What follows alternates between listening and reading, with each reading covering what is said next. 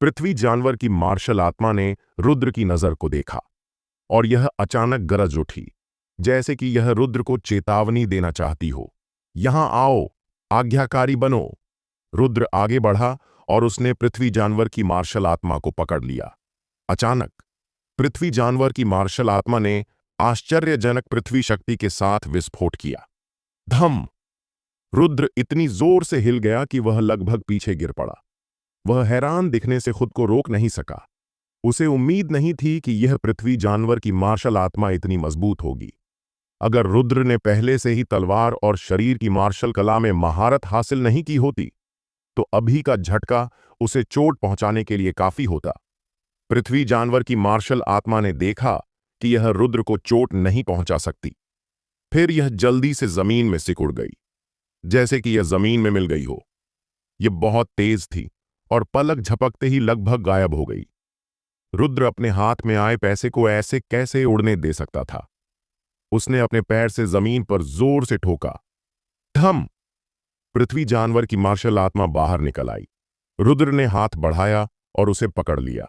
उसने इसे सीधे अपने हाथ में दबा लिया। पृथ्वी जानवर की मार्शल आत्मा ने विरोध करने की कोशिश की, लेकिन यह कुछ बार छटपटाई और हिल नहीं सकी। ऐसा इसलिए है क्योंकि पृथ्वी जानवर की मार्शल आत्माएं जमीन से निकलने के बाद पृथ्वी की शक्ति खो देती है, इसलिए वे बहुत कमजोर हो जाती हैं। लेकिन आम लोगों के लिए उन्हें बाहर निकालना मुश्किल होता है। जब रुद्र पृथ्वी जानवर की मार्शल आत्मा को रखने वाला था, तभी अचानक 3 आकृतियां धुंध में लिपटी हुई आईं और वे सब रुद्र के हाथ में पृथ्वी जानवर की मार्शल आत्मा को घूरने लगे। भाई, यह पृथ्वी जानवर की मार्शल आत्मा मुझसे भाग गई थी, कृपया इसे लौटा दें। प्रतिभाशाली मार्शल कला साधक के नेता ने रुद्र से कहा। अगर भाई इसे लौटा दें तो हम उन्हें कुछ मुआवजा देंगे। ऐसा करते हैं, मेरे पास यहाँ 3000 उच्च श्रेणी की आध्यात्मिक पत्थर है। इसे भागी हुई पृथ्वी जानवर की मार्शल आत्मा को रोकने की मदद के लिए इनाम के रूप में कैसे लें? एक अन्य प्रतिभाशाली ने कहा। अमित ने रुद्र से कहा, 3000 उच्च श्रेणी की आध्यात्मिक पत्थर बहुत हैं। हमारा समय बर्बाद मत करो, वरना तुम्हें 3000 उच्च श्रेणी की आध्यात्मिक पत्थर भी नहीं मिलेंगे। तीसरे व्यक्ति ने गहरी आवाज में कहा। अचानक रुद्र उस जगह से गायब हो गया और फिर अचानक वह उस प्रतिभाशाली मार्शल कला साधक के नेता के सामने प्रकट हो गया। क्या? प्रतिभाशाली मार्शल साधक का चेहरा बदल गया। धम! एक जोरदार आवाज आई जैसे कि गरज हो। रुद्र ने उस प्रतिभाशाली मार्शल कला साधक को मुक्का मारा और डरावनी मुक्के की ताकत निकल गई।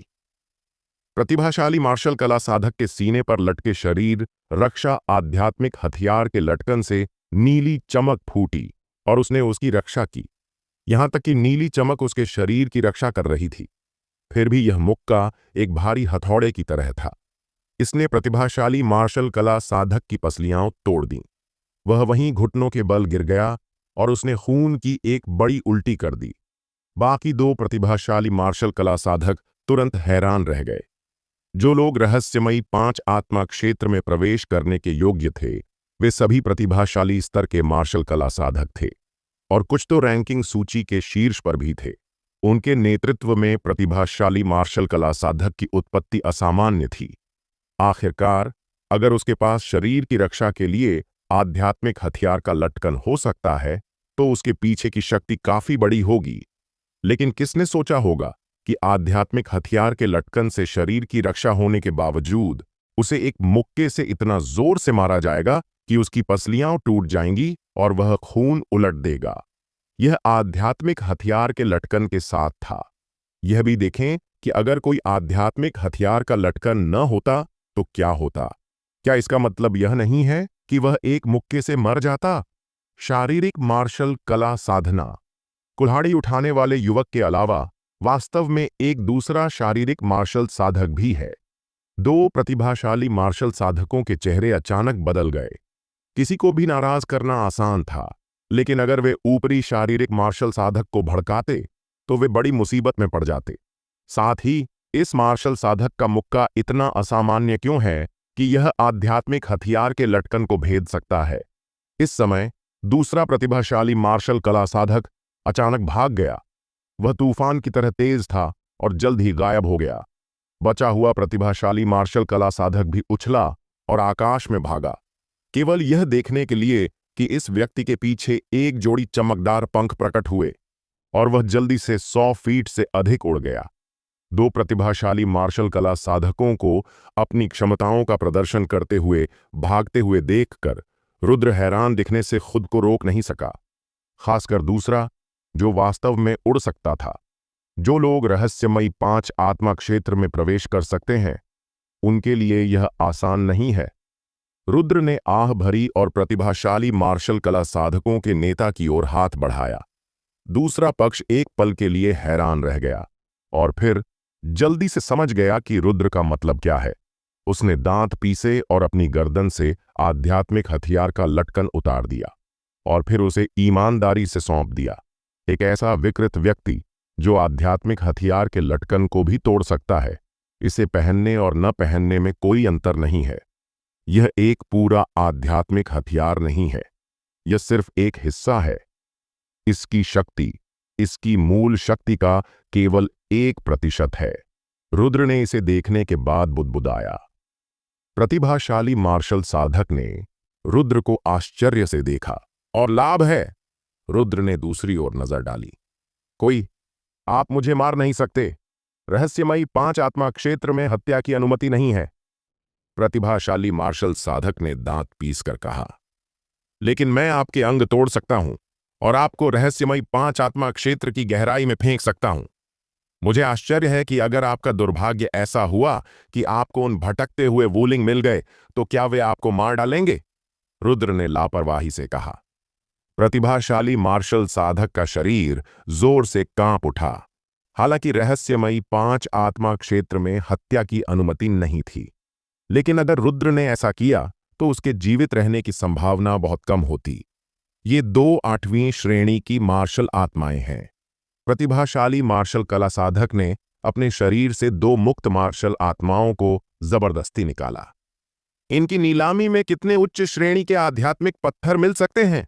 रुद्र ने पूछा। नीलामी? प्रतिभाशाली मार्शल कला साधक हैरान रह गया और फिर उसने रुद्र को आश्चर्य से देखा, लेकिन उसने फिर भी ईमानदारी से कहा, इसे नीलाम नहीं किया जा सकता। एक 8वीं श्रेणी की मार्शल आत्मा की कीमत 3000 से 5000 उच्च श्रेणी के आध्यात्मिक पत्थर होती है। इसे नीलाम क्यों नहीं किया जा सकता? रुद्र ने उत्सुकता से पूछा। क्योंकि 8वीं श्रेणी की मार्शल आत्माएं बहुत सारी होती हैं, उनकी कीमत ज्यादा नहीं होती। 9वीं श्रेणी की मार्शल आत्माएं बहुत कम होती हैं, इसलिए उन्हें नीलाम किया जाता है। प्रतिभाशाली मार्शल कला साधक ने जवाब दिया। तो आपको इन 2 8वीं श्रेणी की मार्शल आत्माओं को पकड़ने में कितना समय लगा? रुद्र ने पूछा। 5 महीने लगे। दूसरी ओर से जवाब आया। 5 महीने? केवल 2 8वीं श्रेणी की मार्शल आत्माएं पकड़ी? रुद्र ने प्रतिभाशाली मार्शल कला साधक को आश्चर्य से देखा। क्या आपको लगता है कि मार्शल आत्माएं इतनी आसानी से पकड़ में आती हैं? मैंने 5 महीने तक उनकी रखवाली की और उन्हें पकड़ लिया। आप इतने भाग्यशाली कैसे हो सकते हैं कि एक बार में 9वीं श्रेणी की मार्शल आत्मा पकड़ लें? प्रतिभाशाली मार्शल कला साधक की आवाज में सिसकियां थीं। क्या आप औरत हैं? रुद्र ने भौहें सिकोड़कर पूछा। प्रतिभाशाली मार्शल साधक अचानक चुप हो गया। वह किसी चीज से डरता हुआ लग रहा था और जल्दी से 2 कदम पीछे हट गया। चले जाओ, मुझे तुम्हें फिर से न देखना पड़े। रुद्र ने हाथ हिलाया। प्रतिभाशाली मार्शल कला साधक ने रुद्र को गहरी नजर से देखा। बेशक उसने केवल सफेद धुंध का एक बादल देखा और रुद्र का चेहरा बिल्कुल नहीं देख सका। तुरंत प्रतिभाशाली मार्शल साधक ने तेज दर्द को सहन किया और जल्दी से पीछे मुड़ा और भाग गया। उसे मारने में समय और ऊर्जा बर्बाद होती, और यह समय और ऊर्जा की बर्बादी होती। वैसे भी वे एक दूसरे को नहीं जानते थे और रुद्र को डर नहीं था कि दूसरा पक्ष बाद में बदला लेगा।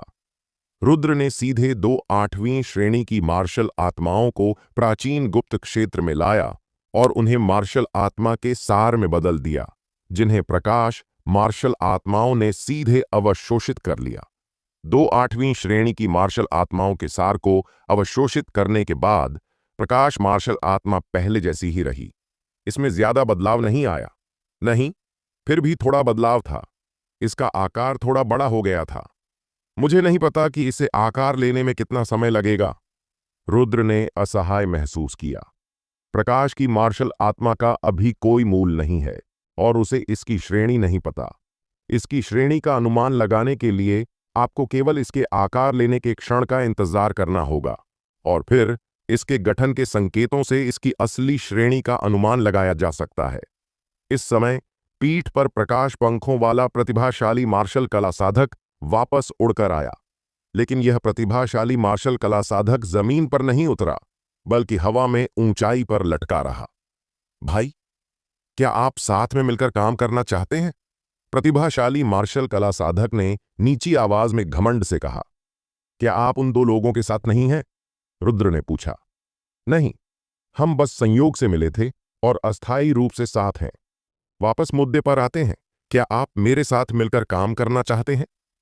प्रतिभाशाली मार्शल साधक ने सिर हिलाया। मुद्दे पर वापस आते हैं, क्या आप मेरे साथ मिलकर काम करना चाहते हैं? नीचे आकर बात करते हैं, रुद्र ने कहा। पहले यह तय करें कि आप मिलकर काम करना चाहते हैं या नहीं। प्रतिभाशाली मार्शल कला साधक अपनी बात पूरी करने से पहले उसने देखा कि रुद्र 20 फीट की ऊंचाई तक उछल गया। प्रतिभाशाली मार्शल साधक यह देखकर राहत की सांस नहीं ले सका कि रुद्र केवल 20 फीट ही उछल सकता है, लेकिन अगला दृश्य देखकर प्रतिभाशाली मार्शल साधक का चेहरा बदल गया। रुद्र ने जल्दी से कई पत्थर फेंके। प्रत्येक पत्थर की ऊंचाई अलग अलग थी और फिर रुद्र ने अपने मजबूत शरीर के साथ पत्थरों पर कदम रखा। पल भर में रुद्र ने आखिरी पत्थर पर कदम रखा और फिर वह प्रतिभाशाली मार्शल कला साधक के पास आ गया। उसने मुस्कुराते हुए कहा, मैंने तुमसे कहा था कि नीचे आकर बात करें। चलो नीचे बात करते हैं। रुद्र ने जल्दी से प्रतिभाशाली मार्शल साधक के कंधों पर हाथ डाला और फिर उसकी कोहनी से उसका सिर दबा लिया। प्रतिभाशाली मार्शल साधक घबरा गया और उसके पीछे के प्रकाश पंख गायब हो गए। भाई, मत करो, मैं गलत था। जो तुम चाहो मैं दूंगा, कृपया मुझे जीने दो। प्रतिभाशाली मार्शल कला साधक घबराकर बार बार छटपटाया, लेकिन उसे रुद्र की कोहनी ने मृत कर दिया। इस पल में प्रतिभाशाली मार्शल साधक को एहसास हुआ कि रुद्र का शरीर कितना डरावना था। इस आवाज को सुनकर और फिर दूसरी ओर की हरकतों को देखकर रुद्र को एक परिचित एहसास हुआ। उसने तुरंत अपनी उंगलियां घुमाईं और जानबूझकर या अनजाने में दूसरी ओर के बाएं कान को छुआ। वास्तव में वहां एक जेड की बाली थी। वास्तव में यह वही था। एक व्यक्ति की शक्ल और आवाज बदल सकती है, लेकिन उसका अनोखा स्वभाव और बोलने का तरीका बदलना मुश्किल होता है। साथ ही उसके बाएं कान में अनोखी जेड की बाली। रुद्र को पहले से ही यकीन हो गया था कि यह व्यक्ति समर्थ था। यह वास्तव में छिपा हुआ था। जब रुद्र समर्थ से मिला तो उसे एहसास हुआ कि इस लड़के ने कुछ क्षमताएं छिपाई थीं, लेकिन उसे उम्मीद नहीं थी कि समर्थ इतना गहरा छिपा हुआ होगा। नहीं, यह कहना चाहिए कि वह इतना अच्छा अभिनय करता था। अगर रुद्र इस बार अनायास समर्थ से नहीं मिलता तो शायद रुद्र कुछ समय तक अंधेरे में रहता। समर्थ की गर्दन पकड़कर रुद्र सीधे नीचे गिरा। भाई, अगर हम ऐसे गिरे तो हम मर जाएंगे। कृपया जल्दी छोड़ दो, समर्थ रोते हुए चिल्लाया। अगर वह 100 फीट की ऊंचाई से गिरा तो उसकी हड्डियां टूट जातीं, भले ही वह मर न जाए, और इसके बाद लकवा मार जाना संभव था। रुद्र ने समर्थ की पुकार को नजरअंदाज किया और दोनों को गिरने दिया। धम! जमीन पर उतरते ही रुद्र ने समर्थ को ऊपर उठाया। हालांकि ज्यादातर प्रभाव बल कम हो गया था, फिर भी बचा हुआ प्रभाव बल ने समर्थ के अंदरूनी अंगों को हिला दिया और उसका चेहरा पीला और खून रहित हो गया। जहां तक रुद्र की बात है, उसने गिरने के बल को पूरी तरह से सहन किया, प्रभाव को अपने पूरे शरीर में प्रवेश करने दिया और उसकी मांस और हड्डियों ने इसे सह लिया। विकृत! समर्थ की गाल कुछ बार फड़के। उन्होंने कहा कि शारीरिक साधना विकृत होती है। पहले उसे विश्वास नहीं था, लेकिन अब उसे वास्तव में विश्वास हो गया। 100 फीट की ऊंचाई से गिरा और उसका शरीर अभी भी ठीक था। इस समय समर्थ ठीक हुआ और जल्दी से बोला, भाई, मैं गलत था। मैं फिर कभी ऐसा नहीं करूंगा। मुझे सचमुच उन दो लोगों को नहीं जानता। मैं बस संयोग से उनसे मिला, इसलिए मैंने उनके साथ मिलकर काम किया। और यह बात रहस्यमयी 5 आत्मा दुनिया में बहुत आम है। वह रुद्र का चेहरा नहीं देख सकता था, वह केवल एक सफेद धुंध को अपने चारों ओर घिरा हुआ देख सकता था। इसलिए स्वाभाविक रूप से वह यह नहीं पहचान सकता था कि रुद्र कौन था। अगर रुद्र ने अपनी तलवार साधना क्षमता का इस्तेमाल किया होता तो समर्थ शायद उसे पहचान लेता, लेकिन रुद्र अब पूरी तरह से अपनी शारीरिक साधना क्षमता का इस्तेमाल कर रहा था। हो गया, रुद्र ने कहा। बस इतना ही? समर्थ ने ईमानदारी से सिर हिलाया। तुम्हारे पीछे के प्रकाश पंख अभी, रुद्र ने पहले बोला। भाई, यह कोई मार्शल कौशल या आध्यात्मिक हथियार नहीं है, मैं इसे तुम्हें नहीं दे सकता, समर्थ ने जल्दी से कहा। वह क्या है? रुद्र ने भौहें सिकोड़कर पूछा। मुझे नहीं पता, ये मेरे साथ जन्म से है। मेरे पिता ने कहा कि यह मेरी मां के रक्त वंश से विरासत में मिली जन्मजात क्षमता होनी चाहिए, समर्थ ने जल्दबाजी में कहा। अपनी जान अपने हाथों में होने के कारण वह मनमाने ढंग से गलती नहीं करना चाहता था। रक्त से विरासत में मिली जन्मजात क्षमता? रुद्र ने समर्थ की गर्दन को दबाया और उसकी पीठ की जांच की। उसने पाया कि उसकी पीठ पर कुछ भी नहीं था।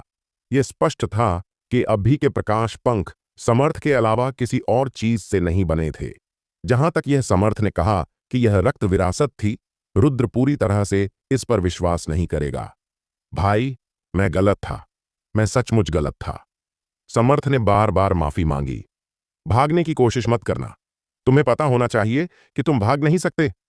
रुद्र ने फिर समर्थ को छोड़ दिया। समर्थ का चेहरा उदास हो गया। अगर यह कोई और मार्शल साधक होता तो उसे डर नहीं लगता।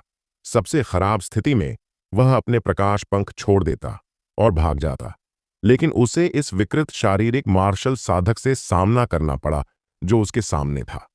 अगर तुम भागे तो तुम मुसीबत मांग रहे हो। कुछ चट्टानों का उपयोग करके 100 फीट की ऊंचाई तक पहुंचना, इसके लिए कितनी ताकत चाहिए?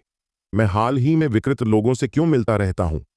पहले कुल्हाड़ी उठाने वाला लड़का बहुत विकृत था और अब मुझे एक शारीरिक साधक मिला जो उससे कम नहीं है, समर्थ ने बुदबुदाया। तुमने अभी क्या कहा? रुद्र ने कहा। कुछ नहीं, कुछ नहीं, समर्थ ने जल्दी से जवाब दिया। बकवास बंद करो, अब सहयोग के बारे में बात करते हैं, रुद्र ने कहा। सहयोग? समर्थ हैरान रह गया और फिर हिचकिचाते हुए बोला, भाई, क्या तुम सचमुच मेरे साथ मिलकर काम करना चाहते हो? क्या तुम मजाक कर रहे हो? क्या मेरे पास तुम्हारे साथ मजाक करने का समय है? तुम्हें रहस्यमयी 5 आत्मा दुनिया की स्थिति के बारे में बहुत अच्छे से पता होना चाहिए, है ना? रुद्र ने समर्थ को देखा। यह इस लड़के की सबसे अच्छी बात थी। भाई, तुमने सही व्यक्ति को चुना, मैं कुछ और नहीं कह सकता, लेकिन जब बात इस रहस्यमयी 5 आत्मा दुनिया से परिचित होने की आती है तो मैं दूसरा हूं। कोई भी यह नहीं कह सकता कि वह पहला है। समर्थ ने अपनी छाती थपथपाई और गर्व से कहा। ठीक है, तो स्वर्गीय श्रेणी की मार्शल आत्मा कहां है? रुद्र ने पूछा। भाई, मुझे कैसे पता कि स्वर्गीय श्रेणी की मार्शल आत्मा कहां है? मैं यहां 5 महीने से हूं और मैंने इसके निशान सुने हैं, लेकिन मैंने इसे नहीं देखा। स्वर्गीय श्रेणी की मार्शल आत्मा को पकड़ना इतना आसान नहीं है। रचित और बाकी लोग यहां 5 महीने से हैं और फिर भी उन्हें स्वर्गीय श्रेणी की मार्शल आत्मा की जगह नहीं मिली, समर्थ ने कड़वे हास्य के साथ कहा। रचित कहां है? क्या तुम्हें पता है कि वह कहां है? रुद्र ने गहरी आवाज में कहा। भाई, क्या तुम्हारा रचित से कोई झगड़ा है? समर्थ ने अनायास पूछा, लेकिन जब रुद्र चुप रहा तो उसने जल्दी से अपनी बात बदली। भाई, सच कहूं तो यह रचित एक दिव्य ड्रैगन की तरह है। जब से वह यहां आया बहुत कम लोगों ने उसे देखा और पता नहीं वह कहां गया। अगर तुम्हारा उससे झगड़ा है तो यहां इसका हिसाब न करना सबसे अच्छा है। यह रहस्यमयी 5 आत्मा क्षेत्र है और यहां मार्शल साधकों का आपस में लड़ना सबसे वर्जित है। जहां तक लोगों को मारने की बात है, वह तो और भी असंभव है। कोई न कोई हर समय देख रहा होता है। अगर तुम सचमुच किसी को मारना चाहते हो तो वहां तैनात कोई हस्तक्षेप करेगा। अंत में न केवल तुम किसी को मार नहीं पाओगे, बल्कि तुम अनावश्यक मुसीबत में भी पड़ जाओगे। इसलिए अगर जरूरी न हो तो यहां लड़ाई मत करना। क्या तुम डरते हो कि मैं तुम्हें मार दूंगा, इसीलिए ये बातें कह रहे हो? रुद्र ने समर्थ को देखा। भाई, मैंने गलत समझा, मैं तुम्हारे भले के लिए ऐसा कर रहा था बड़े भाई। समर्थ हंसने से खुद को रोक नहीं सका। बकवास बंद करो, मेरे साथ चलो और रास्ते में बात करते हैं। रुद्र ने आगे बढ़कर नेतृत्व किया। वैसे भी जहां वह था वहां रुकने का ज्यादा मतलब नहीं था, इसलिए चलना बेहतर था। समर्थ जल्दी से पीछे हो लिया। तुम स्थानीय रैंकिंग सूची में कितने ऊंचे हो? रुद्र ने पूछा। मैं पृथ्वी सूची में नहीं हूं, समर्थ ने जवाब दिया। अपनी ताकत के साथ तुम पृथ्वी सूची में रैंक करने के लिए काफी हो और शीर्ष पर होना भी संभव है। तुम पृथ्वी सूची में क्यों नहीं शामिल हुए? रुद्र ने भौहें सिकोड़कर पूछा। भाई बाहर से हैं, शाही राजधानी के स्थानीय मार्शल साधक नहीं हैं, है ना? समर्थ ने जवाब न देकर पूछा। रुद्र कुछ नहीं बोला, जिससे उसकी सहमति जाहिर हुई। अगर भाई कुछ समय के लिए शाही राजधानी में रहें तो आपको समझ आ जाएगा कि मैं सूची में क्यों नहीं हूं। हालांकि चूंकि भाई ने पूछा तो मुझे आपको बताना ही होगा, समर्थ ने धीरे धीरे कहा। पृथ्वी सूची की स्थापना दयान शाही परिवार ने की थी, खास तौर पर महान सिहलवर्ष राजवंश में प्रतिभाशाली मार्शल साधकों को प्रोत्साहित करने के लिए। शुरुआती वर्षों में पृथ्वी सूची गौरव का प्रतीक थी। केवल सच्चे प्रतिभाशाली ही पृथ्वी सूची में रैंक कर सकते थे। लेकिन बाद में कुछ ऐसा हुआ जिसने प्रतिभाशाली मार्शल साधक को सूची में शामिल होने से डरा दिया। कुछ हुआ? रुद्र ने भौहें सिकोड़कर पूछा। कोई प्रतिभाशाली मार्शल साधक की हत्या कर रहा था। पहले तो मुझे लगा कि यह शत्रुतापूर्ण उत्तरी रेगिस्तान के बर्बर लोगों ने किसी को भेजा होगा। हालांकि बाद में पता चला कि यह महान यान शाही परिवार के राजकुमारों के बीच विवाद के कारण हुआ था। उस पल से कोई भी प्रतिभाशाली मार्शल साधक पृथ्वी सूची में शामिल नहीं हुआ।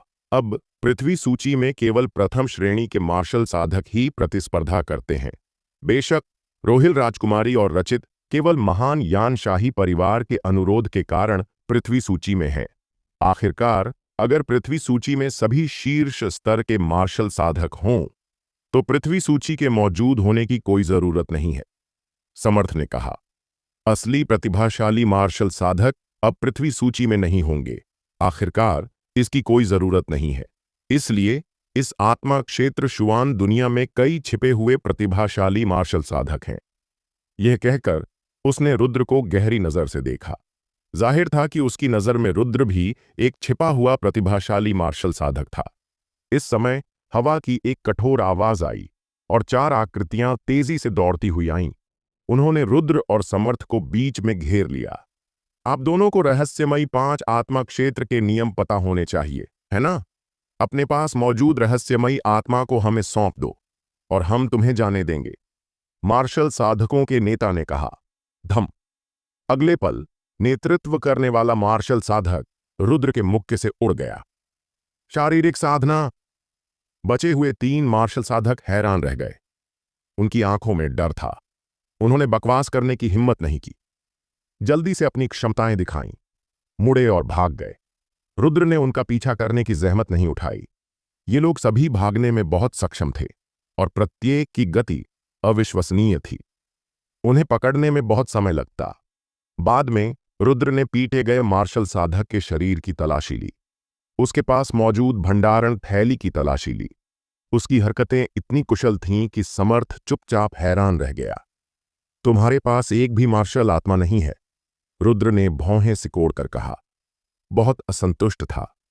भाई, हालांकि रहस्यमयी 5 आत्मा क्षेत्र में कई मार्शल आत्माएं हैं, लेकिन उनमें से ज्यादातर अपेक्षाकृत निम्न श्रेणी की होती है। मूल रूप से 7वीं श्रेणी से नीचे की मार्शल आत्माओं को कोई पसंद नहीं करता, समर्थ ने जल्दी से कहा। यहां आओ, रुद्र ने हाथ हिलाया। भाई, आपका क्या आदेश है? समर्थ ने अपने हाथ मले। अब जब बात यहां तक आ गई है तो हमें उस तरीके का इस्तेमाल करना होगा। यह स्वर्गीय मार्शल आत्माओं को आकर्षित करने में सक्षम होना चाहिए, रुद्र ने कहा।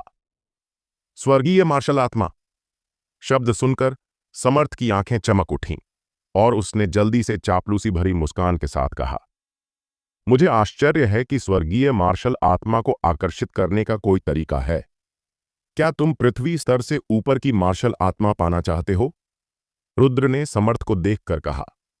बेशक चाहता हूं, समर्थ ने जल्दी से सिर हिलाया। फिर कुछ सोचकर उसने संकोच के साथ पूछा, भाई, क्या आपका तरीका खतरनाक है? थोड़ा खतरा तो निश्चित रूप से है, लेकिन बाद में मुझे उड़ाकर ले जाना होगा, समझे? रुद्र ने कहा। उड़ाना? समर्थ हिचकिचाया। रुद्र ने समर्थ को नजरअंदाज किया, लेकिन अपने दिमाग को प्राचीन गुप्त क्षेत्र में लगाया। अपने दिमाग के आह्वान के साथ भ्रम टूटना छोड़ दिया गया। टूटा हुआ भ्रम रुद्र के पीछे प्रकट हुआ। गड़गड़ाहट, जमीन अचानक कांप उठी और चारों ओर से एक तेज धारा की तरह आवाज आई। फिर समर्थ ने देखा कि आकाश में हर जगह से धूल उड़ रही थी, जैसे कि हजारों सैनिक दौड़ रहे हों। मार्शल आत्माएं, बहुत सारी मार्शल आत्माएं! समर्थ ने चारों ओर से दौड़ती हुई विभिन्न मार्शल आत्माओं को अवाक देखा। सामान्य समय में एक भी मार्शल आत्मा को देखना मुश्किल होता था, लेकिन इस बार इतनी सारी थीं। अगर मरना नहीं चाहते तो जल्दी उड़ो। रुद्र ने समर्थ के सिर पर थपथपाया। समर्थ ने तेजी से प्रतिक्रिया दी और उसका चेहरा अचानक पीला पड़ गया। हजारों मार्शल आत्माएं उसकी ओर दौड़ रही थीं। भले ही वे सभी प्रथम श्रेणी की मार्शल आत्माएं हों, वे कुछ ऐसा नहीं थे जिसे वह सहन कर सके। आखिरकार बहुत सारी चींटियां एक हाथी को भी मार सकती हैं। दांत पीसकर समर्थ ने जल्दी से अपने प्रकाश पंख छोड़े और सीधे आकाश में उड़ गया। रुद्र ने समर्थ के बाएं कंधे को पकड़ा और उसके साथ उड़ने लगा। समर्थ की गति बहुत धीमी हो गई क्योंकि वह एक व्यक्ति को साथ ले जा रहा था, लेकिन फिर भी वह उस पल में 100 फीट की ऊंचाई तक पहुंच गया जब आत्मा क्षेत्र उसकी ओर दौड़ा। 100 फीट ऊंचाई पर खड़े होकर समर्थ बेहद पीला दिख रहा था। उसने चारों ओर से अपनी ओर दौड़ती हुई मार्शल आत्माओं को देखा। न केवल बहुत सारी मार्शल आत्माएं थीं, वे उसकी कल्पना से परे थीं। सामान्य तौर पर एक भी मार्शल आत्मा को देखना मुश्किल होता था, लेकिन अब वे हर जगह दिखाई दे रही थीं और उनमें कई 8वीं और 9वीं श्रेणी की मार्शल आत्माएं थीं। साथ ही पृथ्वी श्रेणी की मार्शल आत्माएं भी उनमें मिली हुई थीं। समर्थ इसे देखकर बहुत लालच में था, लेकिन वह नीचे जाने की हिम्मत नहीं कर सका। एक बार नीचे गिरने पर वह इन पागल मार्शल आत्माओं द्वारा तुरंत टुकड़े टुकड़े कर दिया जाता। भाई, तुमने अभी क्या छोड़ा था? क्या यह एक मार्शल आत्मा थी? समर्थ ने शांत स्वर में पूछा। जो नहीं पूछना चाहिए वह मत पूछो, रुद्र ने फुफकारा। यह सच था कि भ्रम टूटना एक मार्शल आत्मा थी, और यह एक पवित्र मार्शल आत्मा थी। मार्शल आत्माओं में श्रेणियां होती हैं। निम्न श्रेणी की मार्शल आत्माएं उच्च श्रेणी की मार्शल आत्माओं के अधीन होती है। हालांकि यह पूर्ण नहीं है। जब उच्च श्रेणी की मार्शल आत्माएं घायल हो जाती है, खास तौर पर जब वे गंभीर रूप से घायल होती हैं, निम्न श्रेणी की मार्शल आत्माओं की नज़र में न केवल उनका कोई डरावना प्रभाव नहीं होता, बल्कि वे एक बड़ा पोषण बन जाती हैं। पवित्र मार्शल आत्मा को निगलने से निम्न श्रेणी की मार्शल आत्मा सीधे उच्च श्रेणी में बदल जाएगी। भाई, पृथ्वी स्तर की मार्शल आत्मा, वह भी एक अग्नि जानवर। समर्थ ने नीचे की ओर इशारा किया। उसकी आंखें लालच से भरी थीं। अग्नि जानवर एक स्थिति में अकेला था और बाकी मार्शल आत्माएं उसके पास जाने की हिम्मत नहीं कर रही थीं। जाहिर था कि यह पृथ्वी स्तर की मार्शल आत्माओं में बेहद उच्च गुणवत्ता वाली मार्शल आत्मा थी। न केवल अग्नि जानवर मार्शल आत्मा, समर्थ ने कई ऐसी ही पृथ्वी श्रेणी की मार्शल आत्माएं देखीं। ये पृथ्वी श्रेणी की मार्शल आत्माएं नीलामी में डालने पर सभी उच्चतम गुणवत्ता की थीं।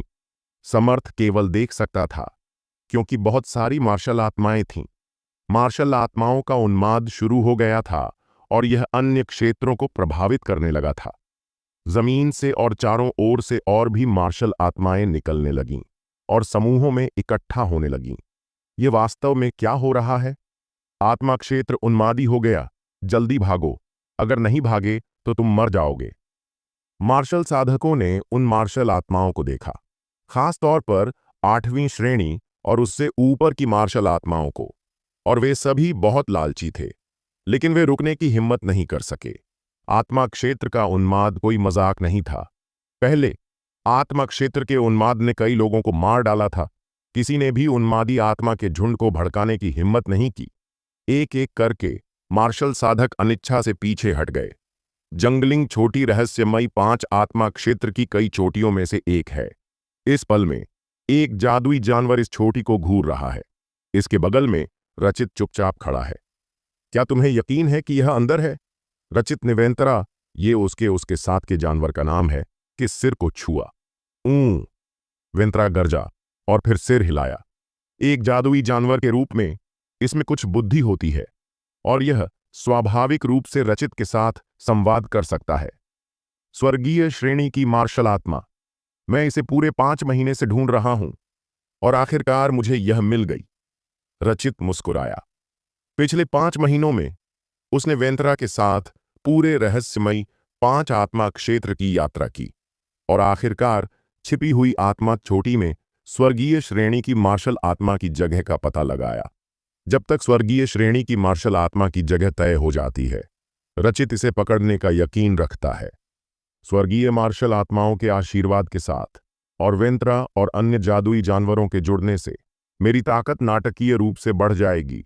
तब मैं 7वीं राजकुमारी और अन्य लोगों से बराबरी कर सकूंगा या उनसे आगे निकल जाऊंगा।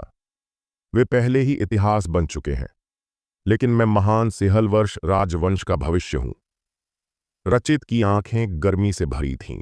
अपने पूर्वजों को पार करना और मगध में युवा पीढ़ी में पहला बनना हमेशा से रचित का सपना रहा है। इस सपने के सच होने के बाद रचित नश्वर क्षेत्र के 9 राज्यों की युवा पीढ़ी पर हमला शुरू करेगा। नश्वर क्षेत्र में 9 राज्य हैं और मगध उनमें से एक है। बाकी 8 राज्यों की संपत्ति मगध से कम नहीं है और वहां अनगिनत प्रतिभाशाली लोग हैं और यहां तक कि कुछ शीर्ष विश्व प्रतिभाएं भी हैं। शुरू करते हैं। रचित ने वेंतरा को आदेश दिया और जैसे ही वह कार्रवाई करने वाला था, जमीन अचानक जोर से कांप उठी और फिर बड़ी संख्या में मार्शल आत्माएं जमीन से बाहर निकलीं। ये मार्शल आत्माएं प्रकट होने के बाद वेंतरा और रचित की ओर पागलों की तरह दौड़ीं।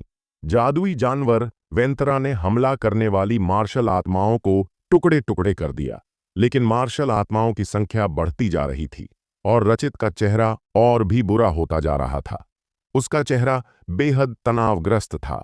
5 महीने खर्च करने के बाद आखिरकार उसे स्वर्गीय श्रेणी की मार्शल आत्मा की जगह मिली और वह लगभग सफल हो गया था, लेकिन कुछ अप्रत्याशित हुआ। आपको पता होना चाहिए कि यह स्वर्गीय श्रेणी की मार्शल आत्मा रहस्यमयी दुनिया में बहुत दुर्लभ है। हर 100 साल में केवल एक ही प्रकट होती है और स्वर्गीय श्रेणी की मार्शल आत्मा की जगह हर बार नहीं मिलती।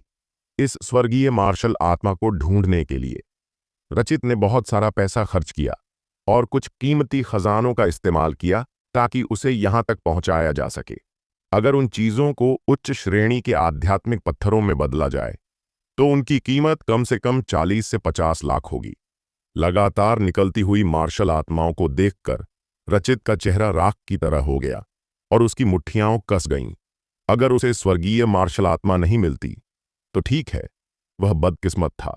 हालांकि इसे ढूंढना आसान नहीं है और शीर्ष श्रेणी की मार्शल आत्मा को पकड़ने में बस थोड़ा सा समय लगता है।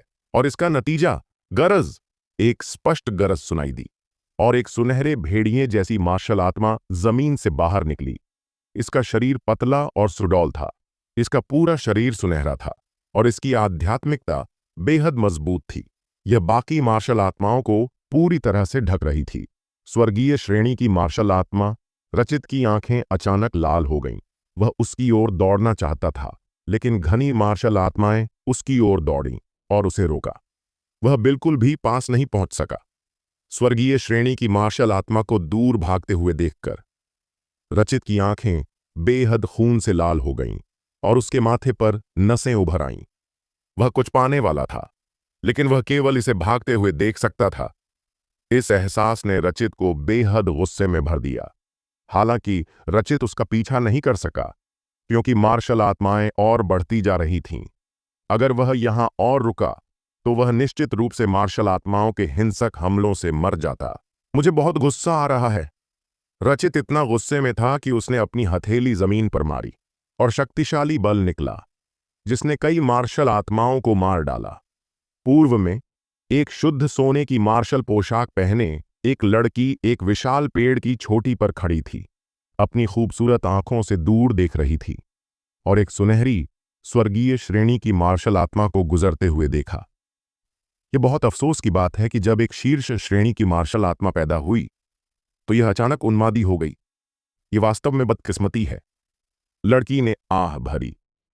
राजकुमारी, इस बार आत्मा क्षेत्र के उन्माद का दायरा बहुत बड़ा है। अगर आप नहीं गई तो यहां से निकलना मुश्किल हो जाएगा। उसके पीछे एक आदमी ने गहरी आवाज में कहा। चलो। सोने की मार्शल पोशाक वाली लड़की ने सिर हिलाया। अनगिनत मार्शल आत्माएं चारों ओर से दौड़ती हुई आईं और जमीन और भी जोर से कांपने लगी।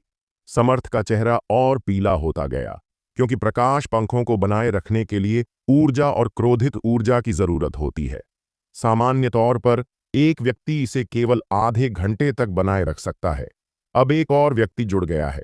मुख्य बात यह है कि रुद्र बहुत भारी है, जैसे कि उसका पूरा शरीर शीशे से भरा हो। उसका वजन अकेले ही एक सामान्य व्यक्ति से कई गुना ज्यादा है।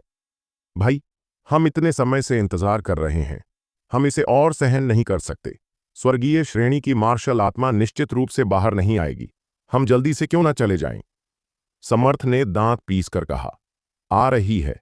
रुद्र ने दूर गंभीर चेहरे के साथ देखा और अभी भ्रम टूटना हिला। साधारण मार्शल आत्मा से भ्रम टूटना नहीं हिलता। केवल शीर्ष श्रेणी की मार्शल आत्मा ही इसे सक्रिय कर सकती है। इस समय एक सुनहरे भेड़िए जैसी मार्शल आत्मा दौड़ती हुई आई। इसका आकार किसी भी अन्य मार्शल आत्मा से बहुत बड़ा था और इसकी गति और भी आश्चर्यजनक थी। रास्ते में खड़ी मार्शल आत्माएं जल्दी से हट गईं। भाई, मुझे डर है कि इस स्वर्गीय श्रेणी की मार्शल आत्मा से निपटना मुश्किल होगा, समर्थ ने शांत स्वर में कहा। स्वर्गीय श्रेणी की मार्शल आत्मा अपने आप में बहुत मजबूत थी। जैसे जैसे वह करीब आता गया, उसे लगा कि इस स्वर्गीय श्रेणी की मार्शल आत्मा का प्रभाव बेहद डरावना था। अगर स्वर्गीय सीमा सरणी ने इसकी शक्ति को दबाया न होता तो शायद वे बहुत पहले नष्ट हो गए होते। हालांकि बहुत सारी शक्ति दबा दी गई थी, फिर भी स्वर्गीय श्रेणी की आत्मा क्षेत्र की ताकत को कम नहीं आंका जा सकता और इसकी गति अकेले ही सामान्य लोगों की कल्पना से परे थी। रुद्र ने समर्थ को नजरअंदाज किया और स्वर्गीय श्रेणी की आत्मा क्षेत्र को घूरता रहा। अगर यह एक के खिलाफ एक होता तो रुद्र को इसे जीतने का पूरा यकीन होता, लेकिन अब यह एक के खिलाफ एक नहीं था और चारों ओर से उन्मादी मार्शल आत्माएं लगातार इकट्ठा हो रही थीं। इसलिए इसे जीतने का केवल एक मौका था। यह मौका क्षणभंगुर था और खतरों से भरा हुआ था। अगर जरा सी भी लापरवाही हुई तो वह उन उन्मादी मार्शल आत्माओं में गिर सकता था। एक बार अगर वह उसमें गिर गया तो रुद्र, जो शारीरिक रूप से मजबूत था, भी मृत्यु से नहीं बच सकता था। स्वर्गीय श्रेणी की मार्शल आत्मा और करीब आ रही थी। यह एक सुनहरी रोशनी की तरह थी, शानदार और सुंदर, लेकिन रुद्र की नजरों में यह एक दुर्लभ खजाना था। भाई, यह जल्द ही आ रही है, समर्थ ने घबराते हुए कहा। हिलो मत, यहीं इंतजार करो, रुद्र ने गहरी आवाज में कहा। इस समय स्वर्गीय श्रेणी की मार्शल आत्मा करीब आ रही थी। यह अचानक उछली और 30 फीट ऊंचाई तक कूद गई। समर्थ ने राहत की सांस ली और अपने मुंह के कोने को ऊपर उठाने से खुद को रोक नहीं सका। वह स्वर्गीय श्रेणी की मार्शल आत्मा का मजाक उड़ाने वाला था, लेकिन उसकी मुस्कान अभी पूरी तरह से प्रकट भी नहीं हुई थी कि वह वहीं जम गया। स्वर्गीय श्रेणी की मार्शल आत्मा ने आकाश में दूसरी बार उछाल भरी और पल भर में 90 फीट तक पहुंच गई। इसमें बहुत तेज गति थी। यह पहले से ही रुद्र और समर्थ की ओर दौड़ रही थी। आ रही है। रुद्र ने अपने दाहिने हाथ से समर्थ की गर्दन पकड़ ली। गर्दन दबाए जाने से समर्थ तुरंत हिलने की हिम्मत नहीं कर सका। वह केवल उदास चेहरे के साथ देख सकता था कि स्वर्गीय श्रेणी की मार्शल आत्मा उसकी ओर झपट रही थी। भाई, यह एक स्वर्गीय श्रेणी की मार्शल आत्मा है।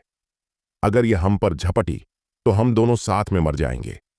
यह देखते हुए कि स्वर्गीय श्रेणी की मार्शल आत्मा केवल 1 फीट की दूरी पर थी, रुद्र का दिमाग थोड़ा हिला। उसका भ्रम टूटना कांपने लगा और उसने पवित्र श्रेणी की मार्शल आत्मा का प्रभाव छोड़ दिया। दबाव।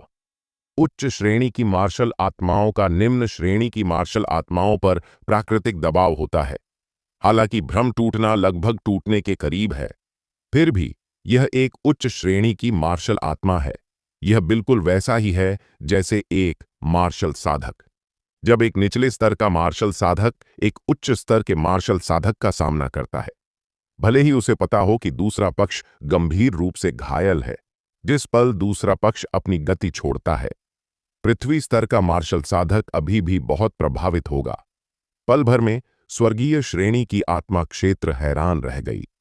हालांकि यह केवल एक छोटे पल के लिए था, यह पल रुद्र के लिए पूरी तरह से काफी था।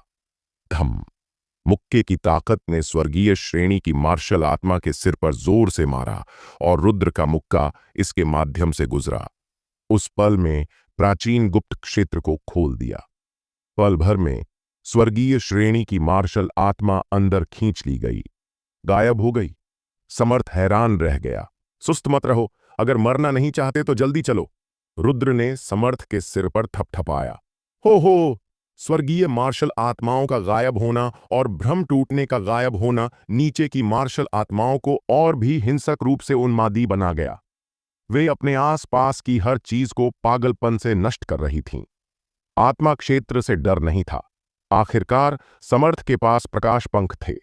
मुख्य बात यह थी कि स्वर्गीय श्रेणी की आत्मा क्षेत्र गायब हो गई थी और शायद रुद्र ने इसे ले लिया था, लेकिन वह पूछने की हिम्मत नहीं कर सका। जब बात जीवित रहने की आती है, समर्थ की क्षमताएं बहुत मजबूत थीं। रुद्र को बकवास करने की जरूरत ही नहीं थी। समर्थ पहले से ही दूर की ओर दौड़ पड़ा था और वह पूरी ताकत से उड़ रहा था। वह और रुकने की हिम्मत नहीं कर सका। दोनों के जाने के थोड़ी देर बाद शून्य कांप उठा और कई आकृतियां आकाश से उतरीं।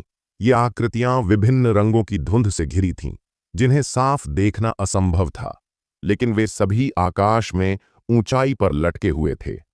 स्वर्गीय श्रेणी की मार्शल आत्मा ले ली गई है। यह किसने किया? मुझे नहीं पता कि यह किसने किया। मुझे दूसरी ओर की सांस महसूस नहीं हुई। दूसरी आकृतियों के सवालों का सामना करते हुए ड्यूटी पर मौजूद व्यक्ति ने असहाय रूप से सिर हिलाया। यह कैसे संभव है कि आपको कुछ भी महसूस न हो? क्या उसने भूत देखा होगा? दूसरी आकृतियों ने एक एक करके कहा। जल्दी करो, स्वर्गीय सीमा सरणी के सरणी आंखों की जांच करो कि कोई समस्या तो नहीं है। काली धुंध से घिरे व्यक्ति ने चिल्लाकर कहा। मुख्य सरणी की भी जांच करो कि क्या यह सक्रिय हुई है। हाँ, दूसरी आकृतियां एक एक करके गायब हो गईं। थोड़ी देर बाद वे आकृतियां सभी वापस दौड़ आईं। सरणी ठीक है, मुख्य सरणी सक्रिय नहीं हुई है। उन आकृतियों ने एक एक करके रिपोर्ट दी। महोदय, आप इतने घबराए हुए हैं, क्या कुछ हुआ है? किसी ने पूछा। वास्तव में कुछ हुआ है, और यह कोई छोटी बात नहीं है। हमें शायद एक अवरोधक मास्टर का सामना करना पड़ा है, और वह मार्शल सम्राट स्तर से ऊपर का अवरोधक मास्टर है। काली धुंध वाला व्यक्ति गंभीर स्वर में बोला। अवरोधक मास्टर? दूसरी आकृतियां हैरान रह गईं। आपको पता होना चाहिए कि अवरोधक मास्टर बेहद दुर्लभ होता है। वह सरणी मास्टर से उत्पन्न होता है। उसकी क्षमता सरणी मास्टर से कहीं बेहतर होती है। वह ऐसा व्यक्ति है जो 100 साल में शायद ही देखने को मिले। आपके द्वारा नजरअंदाज किए जाने के लिए दूसरी ओर की साधना स्तर कम से कम मार्शल सम्राट से ऊपर होना चाहिए। जहां तक उन लोगों की बात है जो रहस्यमयी 5 आत्मा क्षेत्र में बिना नजर आए प्रवेश कर सकते हैं और स्वर्गीय सीमा सरणी से बच सकते हैं, अवरोधक मास्टर के अलावा बाकी लोग ऐसा बिल्कुल नहीं कर सकते।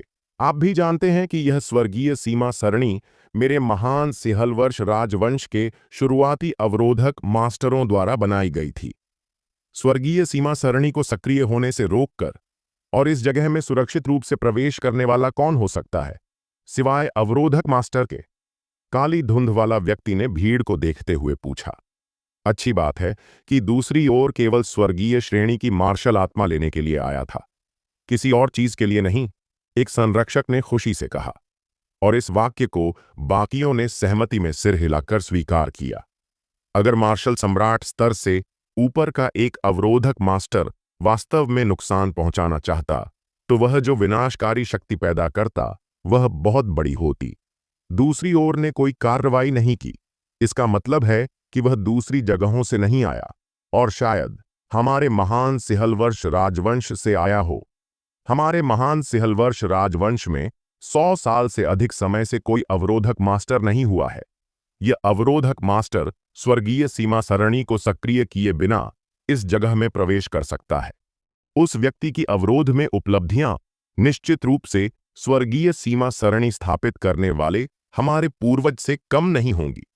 काली धुंध वाला व्यक्ति गहरी आवाज में बोला, अगर हम इस अवरोधक मास्टर को ढूंढ सकते हैं और उसे हमारे महान श्रीवास्तव शाही परिवार में शामिल होने के लिए आमंत्रित कर सकते हैं, तो यह हमारे महान श्रीवास्तव शाही परिवार के लिए बड़ी मदद होगी। भले ही हम ऐसा न कर सकें, उसके साथ दोस्ती करना भी बुरी बात नहीं है। महोदय, आपने जो कहा वह समझ में आता है, लेकिन अवरोधक मास्टर ने कोई निशान नहीं छोड़ा। सभी ने भौहें सिकोड़ लीं। निशान है, बैंगनी धुंध वाला व्यक्ति अचानक बोला। अचानक सभी ने उसकी ओर देखा। यहां एक बहुत कमजोर सांस बची है, इसे महसूस करो। बैंगनी धुंध वाला व्यक्ति ने अपनी ओर इशारा किया और बाकी लोग जल्दी से पास आए और ध्यान से महसूस करने लगे। मेरी साधना स्तर ज्यादा नहीं है और यह जन्मजात क्षेत्र के शिखर पर दबा हुआ है। मुक्के का इरादा शरीर की साधना है। इस समय मुक्के की आत्मा छोड़ने वाला शरीर साधक निश्चित रूप से अवरोधक मास्टर के करीब रहा होगा, इसलिए उसे स्वर्गीय मार्शल आत्मा लेने के लिए लाया गया था। अवरोधक मास्टर इस जगह में बिना किसी की नजर में आए प्रवेश कर सकता है, लेकिन वह शरीर साधक ऐसा नहीं कर सकता। उस शरीर साधक को इस जगह में शिविर के माध्यम से प्रवेश करना होगा। जब तक हम शिविर में जाकर जांच करें कि कौन सा शरीर साधक यहां प्रवेश करता है, हम उस शरीर साधक के माध्यम से अवरोधक मास्टर का पता लगा सकते हैं। एक संरक्षक ने कहा। हां, तुरंत शिविर में जाकर पूरी जांच करो। संरक्षक के नेता ने जल्दी से सिर हिलाया। आत्मा क्षेत्र उन्मादी हो गया और अमित शिविर में वापस दौड़ पड़े। कोई भी शिविर के बाहर रुकने की हिम्मत नहीं कर सका। समर्थ भी वापस आया, लेकिन उसका चेहरा अच्छा नहीं दिख रहा था, क्योंकि वह विकृत गायब हो गया था। शिविर में वापस आते ही उस व्यक्ति ने समर्थ के बोलने से पहले ही भाग लिया था। जब तक समर्थ को होश आया, वह व्यक्ति गायब हो चुका था। मैंने इतनी मेहनत की और थक गया, लेकिन अंत में मुझे कुछ भी नहीं मिला। समर्थ का चेहरा कड़वा था और वह कुछ कहने की हिम्मत नहीं कर सका। आखिरकार यह एक स्वर्गीय मार्शल आत्मा थी। अगर जरा सा भी जानकारी लीक हुई तो वह भी मुसीबत में पड़ जाता। दुनिया का यही तरीका है। भले ही तुम कहो कि तुमने इसे छुआ नहीं, जब तक इसका तुमसे जरा सा भी संबंध है, तुम भविष्य में इससे कभी छुटकारा नहीं पा सकते। हट जाओ! एक गुस्से से भरी आवाज आई और रचित को काले धुएं से ढका हुआ देखा गया, जो उसकी ओर चल रहा था। यह मुखौटे का प्रभाव नहीं था, बल्कि यह उसके द्वारा अवशोषित जादुई जानवर की शक्ति का प्राकृतिक अतिप्रवाह था। रचित को काले चेहरे के साथ चलते हुए देखकर राहगीर जल्दी से रास्ता दे गए और उसे रोकने की हिम्मत नहीं की। रचित, तुम इतने गुस्से में हो, क्या यह इसलिए है कि तुम्हारे मुंह की स्वर्गीय मार्शल आत्मा उड़ गई?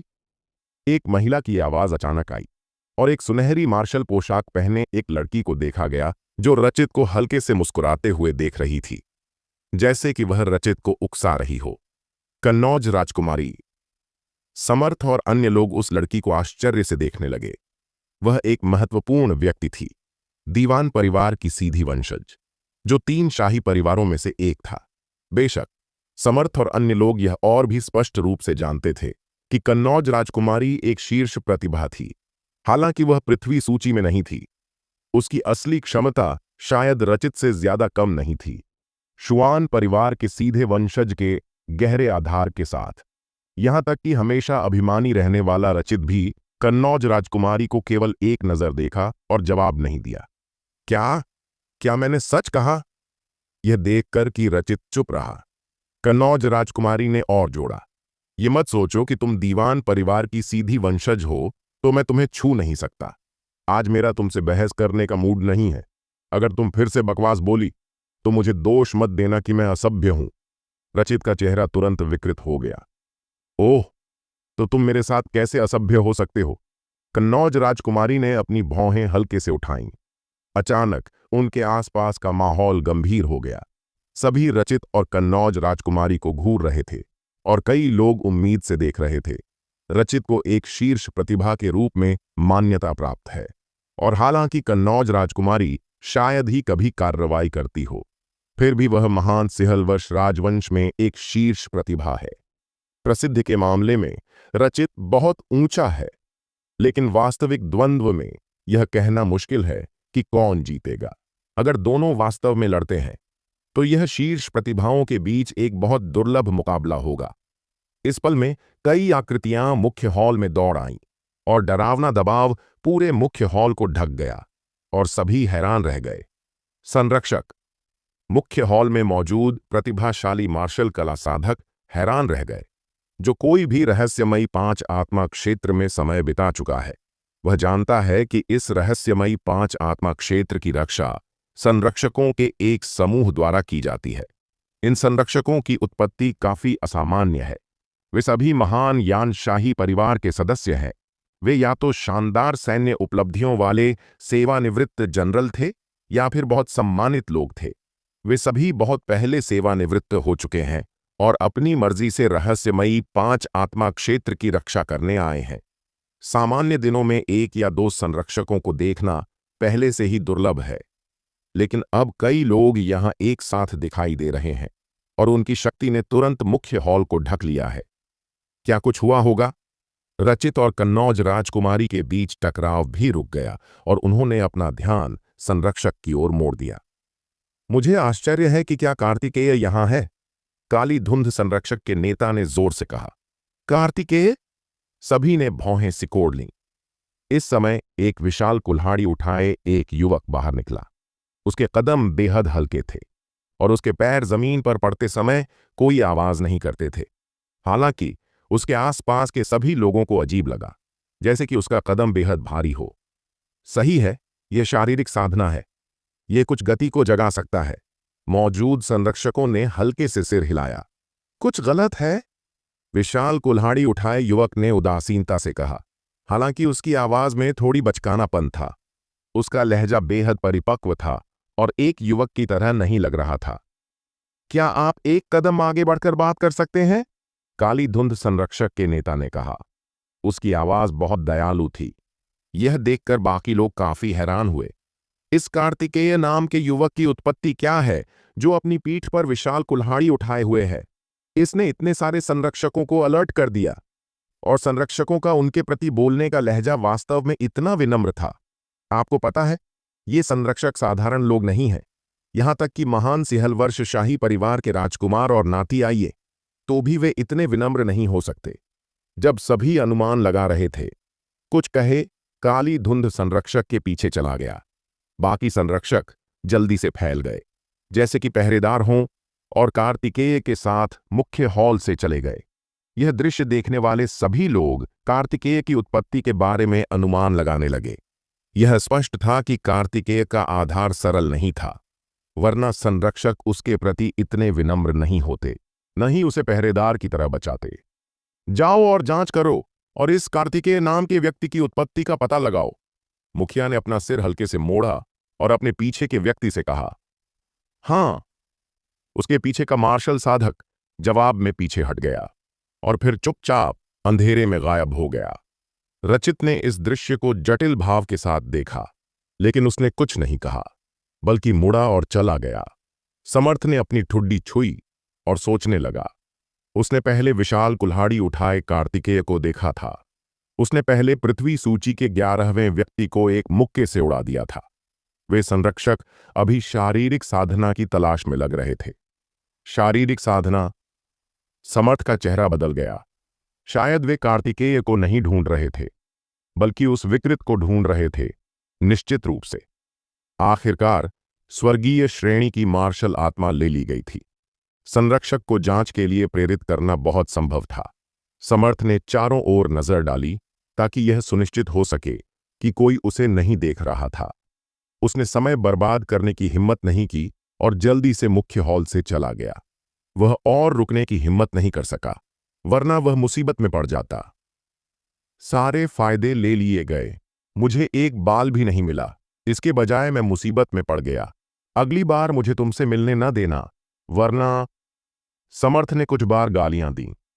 इस समय रुद्र पहले से ही शाही राजधानी वापस जाने के रास्ते पर था। रहस्यमयी 5 आत्मा क्षेत्र में 5 महीने बीत गए। बाहरी दुनिया में 5 दिन बीत गए। पहले खर्च किए गए समय को जोड़कर 6 दिन बीत चुके हैं। और आखिरी दिन बचा है, जो कि स्वर्गीय सिहल वर्ष पवित्र भूमि के खुलने का दिन है। रहस्यमयी आत्मा क्षेत्र शाही राजधानी से लगभग 1000 मील दूर है। रुद्र को जल्द से जल्द वापस जाना होगा। अगर वह स्वर्गीय यान पवित्र भूमि के खुलने के दिन से चूक गया तो ये लिंग खतरे में पड़ जाएगी। रुद्र एक सींग वाले घोड़े पर सवार हुआ और पूरे रास्ते दौड़ता रहा। उसी समय रुद्र अपने शरीर के अंदर स्वर्गीय मार्शल आत्मा को भी घूर रहा था, जिसे अंततः रुद्र ने मार्शल आत्मा के सार में तोड़ दिया। ऐसा नहीं है कि रुद्र इसे रखना नहीं चाहता था, बल्कि उसके पास कोई विकल्प नहीं था।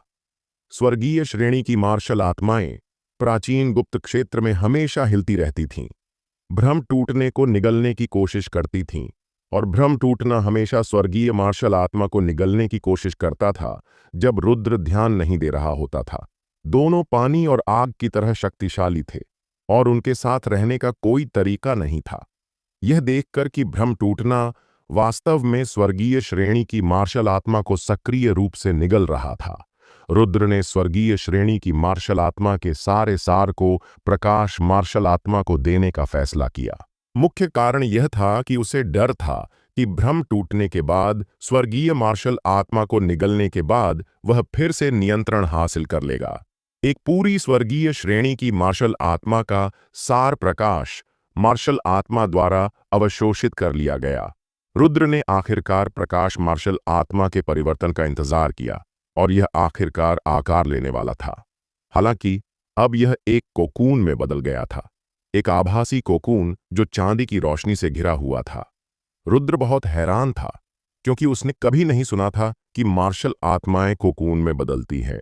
वे आमतौर पर सीधे आकार में बदल जाती हैं, बिना कोकून में बदले। अपने शरीर में प्रकाश मार्शल आत्मा को प्रकाश कोकून में बदलते हुए देखकर रुद्र असहाय महसूस कर रहा था।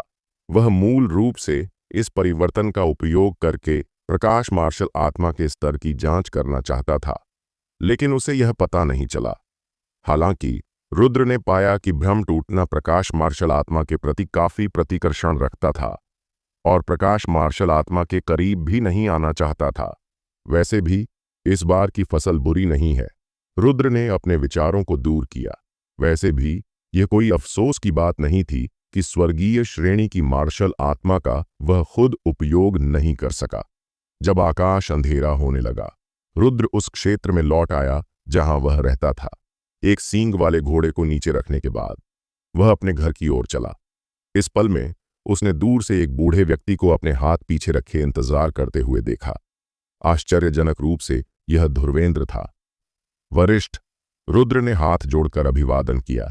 अभी 1 घंटे का 1/4 बाकी है और 7 दिन की अवधि करीब आ रही है। धुर्वेंद्र ने यह कहते हुए शून्य की ओर नजर डाली और फिर रुद्र को देखा। कोई तुम्हारा बहुत समय से इंतजार कर रहा है। रुद्र ने अपनी नजर आकाश की ओर डाली। हालांकि वह इसे देख नहीं सका, फिर भी वह इसे महसूस कर सकता था। दम घुटने का एहसास उसके पूरे सीने को ढक चुका था। अगर यह पहले होता तो रुद्र बहुत पहले दम घुट गया होता, लेकिन अब वह सामान्य रूप से सांस ले सकता था। डरावना, रुद्र जानता था कि उस व्यक्ति का साधना स्तर बेहद डरावना था और निश्चित रूप से उसकी कल्पना से कहीं आगे था। रुद्र ने धुर्वेंद्र की चेतावनी समझी, जो उसे बता रही थी कि धुर्वेंद्र उसे 1 घंटे के 1/4 तक और बचा सकता था और 1 घंटे के 1/4 बाद कोई उसे मार देगा, और जो व्यक्ति कार्रवाई करेगा वह निश्चित रूप से ऐसा कुछ नहीं था जिसका रुद्र विरोध कर सके। स्वर्गीय सिहल वर्ष पवित्र भूमि मूल्यांकन शुरू होने में अभी 1 घंटा बाकी है। वरिष्ठ, क्या मैं आपके साथ एक सौदा कर सकता हूं? रुद्र ने धुर्वेंद्र को देखा। छोटे भाई, मेरा नियम है कि मैं 1 साल में केवल 3 सौदे करता हूं। यह इस साल का तीसरा है। नियम तोड़ा नहीं जा सकता। मुझे सचमुच खेद है। अगले साल तुम मुझसे सौदे करने आ सकते हो। धुर्वेंद्र ने हल्के से सिर हिलाया। अगले साल? यह कहना मुश्किल था कि रुद्र 1 घंटे के 1/4 से ज्यादा जीवित रह पाएगा या नहीं। जो व्यक्ति कार्रवाई करने वाला था वह परीक्षित राजा था। राजा ने व्यक्तिगत रूप से रुद्र को मारने के लिए कदम उठाया। क्या रुद्र बच सकता था? परीक्षित का रुद्र को व्यक्तिगत रूप से मारने आने का कारण सिर्फ यह नहीं था कि रुद्र ने उसकी बेटी मलाइका को मार डाला था, बल्कि श्रीवास्तव परिवार की गरिमा की रक्षा करना भी था। परीक्षित के 14 बच्चे थे, सबसे बड़े बेटे को छोड़कर बाकी बच्चों को उसकी नजरों में कोई ध्यान नहीं मिलता था। वरिष्ठ, इस समय मेरी देखभाल करने के लिए धन्यवाद। रुद्र ने हाथ जोड़कर धन्यवाद दिया। आपका स्वागत है, यह मेरा काम है। धुर्वेंद्र ने हल्के से सिर हिलाया। रुद्र ने और कुछ नहीं कहा और अपने रहने वाले आंगन में प्रवेश किया। अभी 1 घंटे का 1/4 बाकी था और चाचा और साक्षी बहन को जल्द से जल्द व्यवस्थित करना था। धुर्वेंद्र ने रुद्र को आंगन में प्रवेश करते देखा और धीरे धीरे अपनी नजर हटा ली। आपने अपने जीवन का सबसे संभावनाशील सौदा शायद छोड़ दिया हो। एक महिला की आवाज अचानक धुर्वेंद्र के कानों में आई, जिससे वह चौंक गया। महोदय, क्या आप हमेशा यहां थे? धुर्वेंद्र ने अनायास पूछा। रास्ते से गुजर रही थी, बस देखने के लिए रुकी, समायरा ने हल्के से कहा। कोई लोग दिखाई नहीं दे रहे थे, बस आवाज थी। धुर्वेंद्र को यह अजीब नहीं लगा। सम्राट की क्षमता थी। अगर वह लोगों को नहीं जानना चाहती थी तो उसी स्तर के मार्शल सम्राट को छोड़कर कोई भी उसकी मौजूदगी से वाकिफ नहीं हो सकता था। रास्ते से गुजर रही थी और देखने के लिए रुकी। धुर्वेंद्र सतह पर शांत रहा, लेकिन उसके दिल में वह काफी हैरान था। समायरा बस रास्ते से कैसे गुजर सकती थी? वह शायद यहां जानबूझकर आई होगी। क्या वह सिर्फ रुद्र के लिए यहां आई थी? धुर्वेंद्र उलझन में था। रुद्र एक तलवारबाज है जिसका भविष्य उज्ज्वल है, लेकिन वह पहले से ही आधा अक्षम हो चुका है। फिर भी समायरा उसकी इतनी कद्र करती है। क्या रुद्र में वास्तव में कुछ खास है? साथ ही समायरा ने अभी कहा था कि उसने अपने जीवन का सबसे संभावनाशील सौदा छोड़ दिया। हो सकता है। महोदय, मुझे समझ नहीं आया, धुर्वेंद्र ने कहा। वह उतना सरल नहीं है जितना तुम सतह पर देखते हो, समायरा ने कहा। यह उतना सरल नहीं है जितना सतह पर दिखता है। धुर्वेंद्र हैरान रह गया। आपको पता होना चाहिए कि समायरा कभी भी दूसरों का आकस्मिक मूल्यांकन नहीं करती और न ही इतना ऊंचा मूल्यांकन देती है। अगर उसने वास्तव में ऐसा कहा तो इसका मतलब है कि रुद्र की संभावना उससे कहीं ज्यादा है जितना उसने देखा है। हालांकि धुर्वेंद्र अभी भी अपनी आंखों से न देखने के कारण थोड़ा असंतुष्ट था। वह इतने सालों से सौदे कर रहा था और कभी नुकसान नहीं हुआ था। उसे विश्वास नहीं था कि वह इस बार हारेगा। समायरा को स्वाभाविक रूप से पता था कि धुर्वेंद्र क्या सोच रहा है और उसने धुर्वेंद्र के विचारों को उजागर नहीं किया। महोदय, क्या आप खुद कार्रवाई करना चाहते हैं या मुझे करने दें?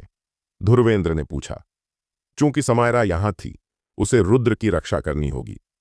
कार्रवाई करने की जरूरत नहीं है, समायरा ने कहा। कार्रवाई नहीं करना?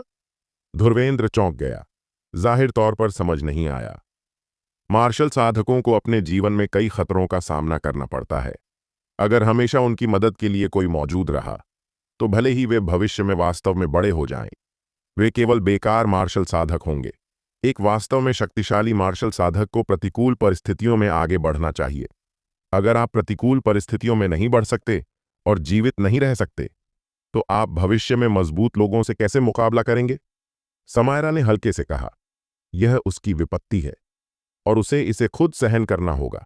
अगर वह इसे सहन कर लेता है तो उसका भविष्य असाधारण होगा। अगर वह इसे सहन नहीं कर पाता तो यह उसकी किस्मत होगी। ये शब्द सुनकर धुर्वेंद्र ने स्पष्ट रूप से सिर हिलाया। इतने सालों तक साधना करने के बाद वह स्वाभाविक रूप से इसे समझता था। मार्शल साधना का सफर खतरों से भरा होता है और आपको अक्सर कुछ विपत्तियों का सामना करना पड़ता है। मार्शल साधकों के लिए ये विपत्तियां, बाधाएं और मृत्यु होती हैं, लेकिन ये अवसर भी होती हैं। एक कहावत है, खुद को मृत्यु के हवाले करो और बाद में जीवित रहो। कई मार्शल साधकों ने जीवन और मृत्यु के समय पर सफलताएं हासिल की हैं, अपनी बेड़ियों को तोड़ा है, बाधाओं को पार किया है और फिर मार्शल कला के रास्ते पर चल पड़े हैं। जब रुद्र आंगन में प्रवेश किया, उसने साक्षी को दरवाजे के बाहर खड़े बाहर देखते हुए देखा। उसका चेहरा चिंता और उम्मीद से भरा था। जिस पल उसने रुद्र को देखा, उसकी चिंताएं खुशी में बदल गईं। तुम इतने दिनों तक बिना कोई संदेश दिए भाग गए। इससे मेरे पिता दिन भर तुम्हारी चिंता करते रहे और मुझे हर दिन यहां रहना पड़ा। साक्षी ने रुद्र को घूर कर देखा। हालांकि वह थोड़ा नाराज थी, उसकी आंखों में गहरी चिंता झलक रही थी। रुद्र का दिल हल्का गर्म हो गया और वह मुस्कुराने से खुद को रोक नहीं सका। साक्षी, मैं अब बच्चा नहीं हूं। तुम्हें और चाचा को मेरी चिंता करने की जरूरत नहीं है। बच्चा हो या न हो, इससे कोई फर्क नहीं पड़ता। साक्षी ने हल्के से आह भरी। यह कहा जा सकता है कि रुद्र को बचपन से उसने ही संभाला था। हालांकि रुद्र उसका छोटा भाई था, वह एक बच्चे की तरह था। साक्षी, मैंने सुना कि तुम रुद्र को डांट रही हो। वह बड़ा हो गया है और अब उसे भारी जिम्मेदारियां उठानी हैं। लंबे समय तक बाहर जाना सामान्य है, बस वह सुरक्षित वापस आ जाए। यशवीर मुस्कुराते हुए बाहर निकला। पिताजी, आप अभी भी मुझसे कह रहे हैं कि आप हर दिन बाहर नहीं आते और देखते नहीं। साक्षी ने हल्के से फूंकारा। तू यह लड़की। यशवीर का चेहरा लाल हो गया और वह अपनी शर्मिंदगी को मुस्कान से छिपा सका। अपने दो करीबी रिश्तेदारों की चिंता देखकर रुद्र के दिल में गर्माहट महसूस हुई। तुरंत रुद्र को कुछ याद आया। उसकी मुस्कान जल्दी से फीकी पड़ गई और उसने यशवीर और अन्य लोगों से कहा, चाचा बहन, मैं आपको कलिंग वापस भेजना चाहता हूं। कलिंग वापस जाना? रुद्र, क्या तुम्हारे साथ कुछ हुआ है? यशवीर ने भौहें सिकोड़कर रुद्र को देखा। हमें कुछ परेशानी हुई है। मुझे डर है कि मैं आपकी देखभाल नहीं कर पाऊंगा, रुद्र ने कहा। यशवीर ने और सवाल नहीं पूछा, बल्कि सिर हिलाया। ठीक है, हम तुरंत निकलते हैं। लैनर, चलो। पिताजी, साक्षी चिंतित दिखी। समय बर्बाद मत करो। यहां रहकर हम न केवल रुद्र की मदद नहीं कर सकते, बल्कि उसे अनावश्यक परेशानी भी दे सकते हैं, यशवीर ने भौहें सिकोड़कर कहा। साक्षी तुरंत चुप हो गई और जल्दी से यशवीर के पीछे हो ली। दोनों को जाते हुए देखकर रुद्र ने गहरी सांस ली और अपनी मुट्ठियां कसने से खुद को रोक नहीं सका। आखिरकार वह अभी भी पर्याप्त मजबूत नहीं था। अगर वह पर्याप्त मजबूत होता तो वह अपने चाचा और लैन बहन को इधर उधर भटकने कैसे देता। आप कहां जा रहे हैं? समर्थ सामने के आंगन में कदम रखा और यशवीर और साक्षी को जाते हुए देखकर पूछने से खुद को रोक नहीं सका। रुद्र ने जल्दी से महसूस किया कि समर्थ शुआनचेंग के शहर के स्वामी का बेटा था। अगर वह यशवीर और अन्य लोगों को सुरक्षित ले जा सकता था तो वे निश्चित रूप से बहुत सुरक्षित होते। समर्थ, मेरे लिए एक काम करो। मेरे चाचा और बहन को बंदरगाह तक पहुंचा दो। रुद्र पास गया और समर्थ के कंधे पर थपथपाया। दर्द? समर्थ को इतना जोर से थपथपाया गया कि वह दर्द से मुंह बनाकर रुद्र को हैरानी से देखने लगा। इस लड़के के हाथ कब इतने भारी हो गए? रुकिए एक पल। समर्थ को अचानक कुछ गलत लगा, क्योंकि यह एहसास कुछ परिचित था, लेकिन उसे याद नहीं आ रहा था कि उसने इसे पहले कहाँ महसूस किया था। जब समर्थ पूछने वाला था, उसके आसपास की हवा अचानक रुक गई और सभी को अपने सीने में जकड़न महसूस हुई, खास तौर पर यशवीर और साक्षी। उनके चेहरे अचानक बेहद पीले पड़ गए और उनके माथे पर ठंडा पसीना आने लगा। रुद्र की पुतलियां अचानक सिकुड़ गईं। यह स्पष्ट था कि दूसरी ओर ने यह जानबूझकर किया था। वह नहीं चाहता था कि वे जाएं और सभी को रखना चाहता था। रुद्र, समय आ गया है। धुर्वेंद्र प्रकट हुआ। इन 7 दिनों तक मेरी देखभाल करने के लिए धन्यवाद, वरिष्ठ। रुद्र ने शुद्ध लाल ड्रैगन सार और रक्त की 3 बूंदें निकालीं। इस पल में रुद्र ने अचानक शुद्ध लाल ड्रैगन सार और रक्त की 3 बूंदों को कुचल दिया। शुद्ध लाल ड्रैगन सार और रक्त की शक्ति लगातार रुद्र के शरीर में प्रवाहित हो रही थी। जैसे ही शुद्ध लाल ड्रैगन सार और रक्त की 3 बूंदें रुद्र द्वारा अवशोषित हुईं, रुद्र की शरीर की सतह पर एक हल्की चमक दिखाई दी, जैसे कि यह हजारों बार तपाया गया परिष्कृत लोहा हो। तुम? धुर्वेंद्र चौंक गया और फिर उसका चेहरा गंभीर और उदास हो गया। उसका मिशन विफल हो गया था।